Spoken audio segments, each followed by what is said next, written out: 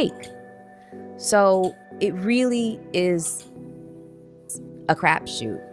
And it's also an extraordinarily painful process. When I said that God is not a woman, I mean it, because there is no way that a woman would put us through everything that we have to go through. What's up, y'all? This your boy Magical Capone with the Do the Better You channel. Now it's God's fault that because of her failures in relationships, it's God's fault now. As these women can never take any kind of accountability or ownership for their failures in life. It's God's fault that she failed at relationships. But let's continue. Just to manifest our so-called fairy tales, or our fairy tale ending. The choices that I ended up not making, pursuit of marriage and kids and that sort of thing, it wouldn't have cost me anything by way of, disapproval of family. My mother was raised Catholic. She was a day girl in a convent. Her parents were from the Eastern European bloc. She lived in Europe until she was 15 years old when her family immigrated to Canada, and her mother died shortly after they had immigrated. My mother was 15, almost 16 years old. And my mother ended up meeting my godmother in the same high school, in the same grade as I met my best friend, but 30 years apart, which is so cute and so funny. And when they met, they're both from the old country and they'd both been raised Catholic. They both said to each other, let's make a pact. If we ever have female children, we're not going to raise them Catholic. There's something about Catholicism that makes women feel like they're second-class citizens, like they are there for that marriage is a Now she's being disingenuous. That's not true, because they don't like the fact that the woman has to report up to the man and the man has to report up to God. They don't like that. You see, they're okay with men being beneath them. They're okay with that. But when they have to report to a man, they don't like that. See, this is that old feminist bullshit that she's talking. And to all my ladies out there that's watching, this type of mindset hasn't gotten you anywhere. It hasn't gotten women like Melyssa Ford anywhere in terms of relationships, that is. And the thing of it is, you'll come to find out women who have this type of mindset, this shit has been installed in them by their mothers. Their mothers has spreaded this fear into their heads that being with a man is going to be all bad and everything. You're just going to be a man's slave and all this shit, which is totally false. And to see, the thing of it is, they don't do their research because they don't really know what a real man is, because they've been raised by their mothers. So therefore, they have to lean on what their mothers taught them. So I don't necessarily blame them 100%, but as they get older, they should be able to go out there and do their research and get the father side of the story. Sacrament, and it's a holy sacrament, and you are there to obey your husband without any, consideration as to what you may need, what you may feel, what you may want. See, she's being disingenuous. What she's saying is lies. That's very disingenuous. That's not true, because as you're a man's wife, so you are valued counsel. A man that takes care of his business will take care of his wife. Pure and simple. And they had seen their mothers and their grandmothers and their aunts live lives that did not belong to them, and they decided that was not the lives that they were going to give their female children. But see, here's the thing. You don't know that. All you know is that's what your mother told you. You don't even know that. You just going by what she said. So like I said, once again, this fear has been put into their heads by their mothers. And that's why they think like this. That a man is going to be nothing but negative and he's going to just bring you down and you're just going to be a slave. That's pretty much the basis of their arguments. You're not going to have any rights. That's not true. So my mother had me, and my godmother Renata had a daughter named Laura, and we were not raised religious at all. To the point where I literally told my mom, I was like, can I go to Catholic school? She was like, no. I really just wanted to go because I liked the uniforms and I didn't want to look for something to wear every single day. But my mother was steadfast that no. Any curiosity that you have with religion, you can go and seek that out on your own. But I'm not going to hold you to, an indoctrination that doesn't really belong to you. You make your own choices. And so when it came to checking boxes, my mom had already decided what my daughter's life is for her to live. And I'm lucky in that way. Very, very lucky in that way. My mom gave me suggestions and she made observations, but they were always so subtle.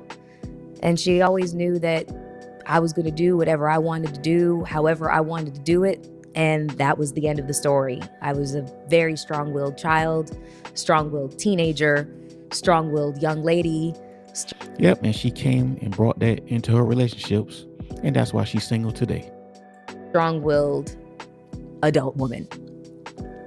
So I was never subject to those checked boxes, but I found myself in conversation over the years with many, many women that felt that pressure. And when it comes to those checked boxes, as it relates to marriage, I'm not sure if the vast majority of us go looking for these as factors in why we choose somebody. I think a lot of the times, as long as he's a good provider, that's the biggest check mark. Does he look good? Is he presentable? Do we have some things in common? Does he plan on being a good provider? Do we both want kids? Do we both want to get married? These are the things that people ask themselves, and this is what helps them make their decision. But they find out years into the marriage that it takes so much more to make a marriage successful than just those things. One of the main things that I think is missing from a lot of people deciding on getting married is how much of a friendship have you built with this person? Because like outlasts love 1,000% of the time. Through the course of my career and just life in general, I have spoken to so many successfully married couples, and success means that they still like each other decades later. That's success. They still wake up and want to participate in this partnership. That is success. See, there she goes with that partnership shit. You see, that will never work in a marriage partner. See, because a marriage has roles. The man has to be the provider and protector. He has to be willing to provide and create a safe space for his wife and his children. And he has to be willing to die for them. A woman, she has to be nurturing and take care of the children and make sure the house is straight. For the most part. That's how that dynamic goes. But one has to be the head and one has to be the underling. But see, women, they want to be up here with the man. They want the man to be right here and they want to be up here with him. It can't be that way. You can't have two captains of the ship. It doesn't work that way. And that's what they say, that like is more substantial than love. And looking back on my respect is more substantial than love. It's not this old like shit. Now I can agree with what she's saying to a point, because love is just a temporary feeling. Respect is more valuable, because if somebody doesn't respect you, if a woman doesn't respect you, she's damn sure not gonna love you. Relationships, I realized that like was not high on my list of priorities. And that's probably the reason for failures. So before I sign off, I saw something on Instagram that I wanted to read today. It says, marriage is the lowest paid form of sex work. Women are owed reparations.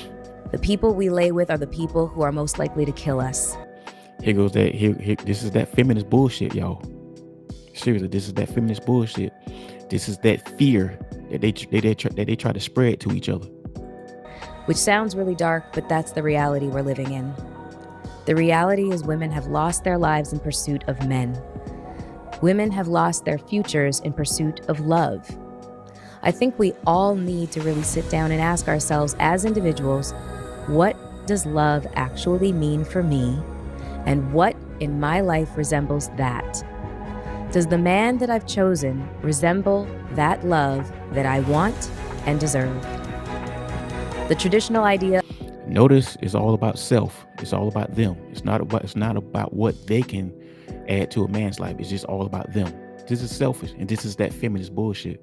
And you're allowed to have it. You're allowed to think like this. You're allowed to be any kind of way you want. But rest assured, you will be alone for the rest of your life.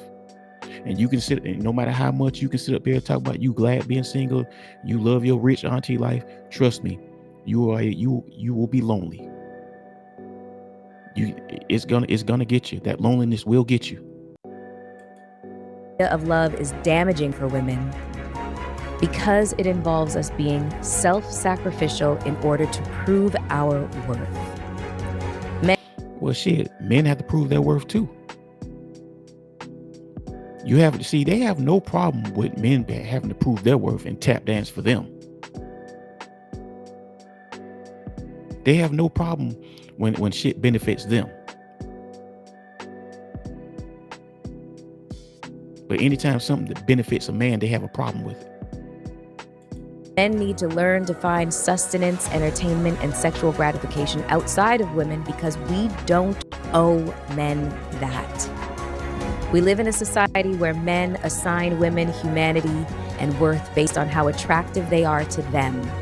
Yeah, that's correct, and that's how it's always been.